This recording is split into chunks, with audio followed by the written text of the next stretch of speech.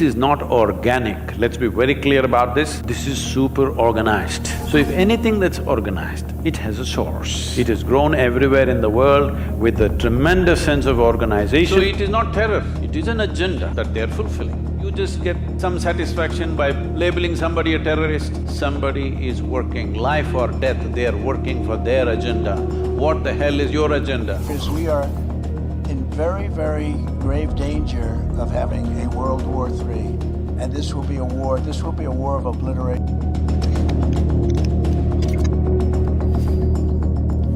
You say that, there must be a better solution, there must be no confrontation. Non-violence is not always the answer. No. I would argue. Yes. It's okay to say, it doesn't deliver results. No. In your view, can non-violence be an answer, for example, to jihadi terrorism? Not at all. So, if not so, then what I would like you to tell this audience is, dealing with one of the greatest individual constructs of problems in the world today, which is jihadi terrorism. In your view, Sadhguru, what is the direct antidote to jihadi terrorism? An immediate and quick solution to it. What is the direct antidote? That's what I'm doing, that's my work. But quick solution, I don't have one. There's no quick solution. Individual transformation is the only solution, but that's not a quick solution, but a lasting solution. What is the solution to it? Let me rephrase that. What is the solution? I'm saying… How do you deal with it? If you were a world leader, Sadhguru, which you are in your own way, but if you were a political leader facing the problem of jihadi terrorism, what would you do to take it on? See, we must understand this, though nobody wants to spell it out, nobody wants to say it. It is written not in one, in many religious books across the world, it is written clearly, those who are not like you deserve to be killed. Let's come to the point. I know, this may bring things upon myself, but it's okay. Not in any one book, in many books it is written clearly. Those who do not believe the same things that I believe must die, they are fit to die, they are unfit to live here. This is clearly there. So because people are claiming it is the word of God, they don't have the courage to amend the book. It is time that you take sensible part of people who believe in these books and say, see, if you edit these 10 pages, your book will become wonderful. It is not organic, it is very organized. Till you address this, you will not address the problem. It is very, very organized.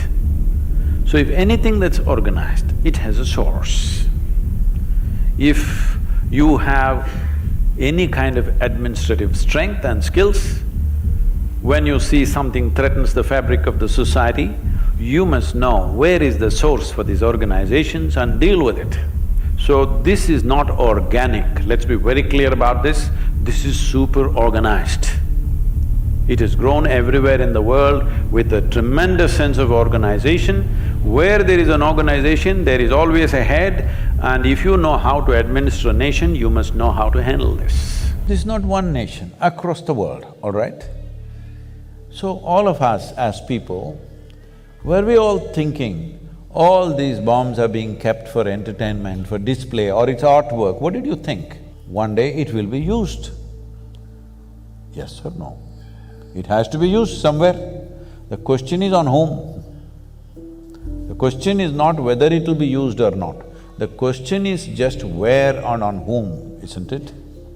So when it is piling up, we are all okay with it. In every movie, there is no movie without a bomb or at least a smashed face. We are all enjoying it. When it really happens, we say, oh, we're shocked. Wars are almost inevitable because economies are built on war. Without war, a lot of people cannot survive. The largest industry on the planet is arms and armaments. How will you not use it? If I am making guns and bullets and I sell it to you and you don't shoot a single bullet, I'm disappointed with you. They're just going in these pickup trucks, simply shooting at the sky, okay? These guys, if I have a fight with you, at least I need to shoot you. If I'm shooting the sky, that means I have abundant supply of bullets, isn't it? Abundant supply. Otherwise I won't be shooting the clouds. If I'm fighting a war, when I shoot, I want somebody to die. Yes or no? I'm not going to shoot at the sky, but they're shooting at the sky with automatic weapons continuously. Somebody is supplying them plenty, all right? Otherwise nobody will shoot at the sky.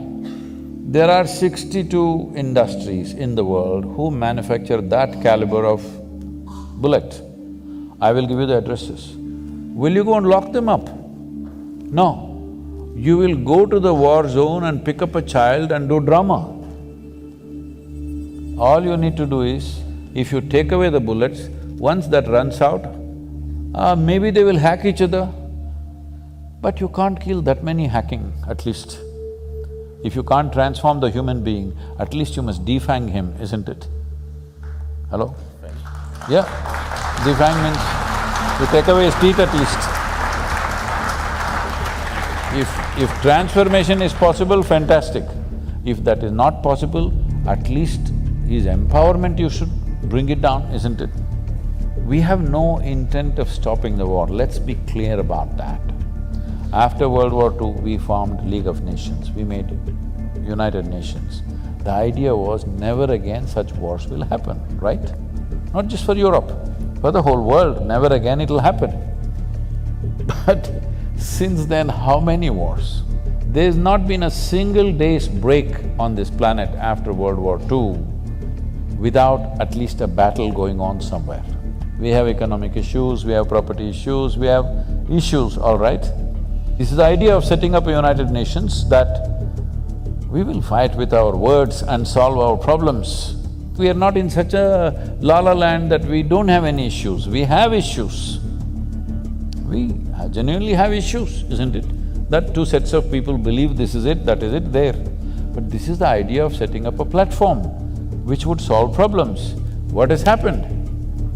We have pushed it to the side and doing what we want to with each other. So, 20th century, 21st century when it began, everybody said, this is 21st century, this is the age of information, this is technology, this, that, no wars. Tell me how many wars in 21st century? How many nations have been destroyed in 21st century? Many. Too many. Too many for 22 years, isn't it? What should be their reaction to terror? Problem is right now, you're calling this terror. But I want you to understand this. This is a planned agenda. This is not terror as far as they are concerned. They are trying to fulfill their goals in a very planned way. They did not even keep it a secret. They told you, we will bleed you with 1,000 cuts. So it is not terror, it is an agenda that they're fulfilling. They're doing what they believe is the right thing to do. Because if somebody is willing to die for something, obviously they believe strongly enough to die for it. So they're doing what they believe is the right thing to do. Now, from your standpoint, are you doing the right thing that is good for this nation is something you must decide.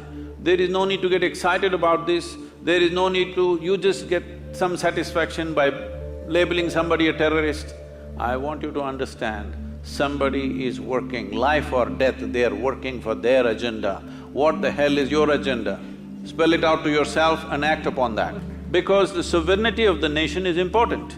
For me, within my heart, well, it would be fantastic if we lived here as global citizens and we're capable of embracing each other and living here wonderfully, that would be fantastic. But we have not come there. So protecting this is our business and our duty. Unfortunately, if cruel things happen, they happen. It is not our intent. I am not even talking about retribution, revenge, no, this is not our nature. But solution for this nation is important. That people of this nation can prosper is an important duty that the leaders of this nation owe to every citizen in this country. For that, it is very important that our borders are quiet, because the service and sacrifice of our soldiers is the basis. It is upon that foundation that you write your poetry, I do my spirituality, he does his yoga, somebody does his business. For all this, the basic foundation is the stable situation in the country. If we don't create that, we are failing in our fundamental duty, we are not being peaceful, we are just being naive. We're still not in that level of human consciousness where all boundaries and borders can be just wiped out and human beings just embrace each other and live. There's no such love affair going on. National identities, religious identities, various other kinds of ideological identities set us against each other. It is as simple as it is, but when it comes as to how it manifests on the ground, it's too complex. It's not something you can solve like that.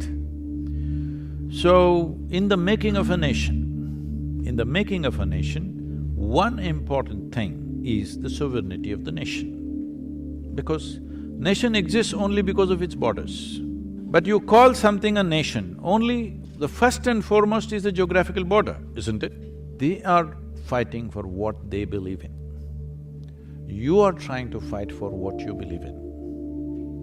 And this will go on endlessly, you understand? Either you must change your belief system or they must change their belief system. And that doesn't look like in your future, all right? That doesn't look like that. But either you must have the wisdom to end the enmity. You must kill the enmity. You must have that wisdom. If there is no room for that wisdom, unfortunately, it will naturally translate into killing the enemy. It will naturally go there. Whether you am I propounding this? No, it will naturally get there, whether you like it or you don't like it. So just because somebody lives across the border, do you want to kill them? Definitely not. But at the same time, do you want to protect what you see as this nation? This is an unfortunate dilemma of being human. If you were an animal, anybody crosses your boundary, enters your territory, you just kill him, all right? Hello? But this is the dilemma of being human. Somebody crosses your boundary, you may have to kill him, but you don't really want to kill him.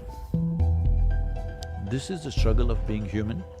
This struggle must be there in a human being always. If this struggle goes away, you will become an animal. This struggle must exist within us, but still acting decisively for the larger well-being of a nation has to happen. Why I'm talking about a nation is, for me, nation is not a political entity, nation is not my nationalism. I don't belong to that.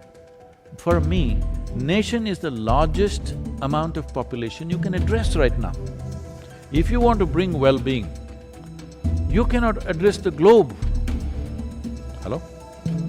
You cannot address the whole globe just like that. It is not within your means to address the globe. The best thing you can address right now, the largest human entity you can address right now is nation. If you go down, maybe there are states, maybe there are religions, maybe there are castes and creeds and all kinds. Don't go there. Address the nation because it's the largest segment of humanity you can address right now. In that context, sovereignty of the nation becomes of prime importance. Well, what has to be done, but we must have pain in our heart.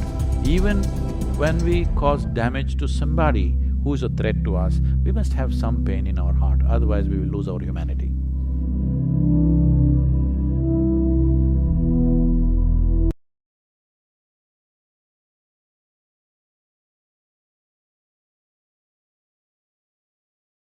The solar flares have kicked out, and next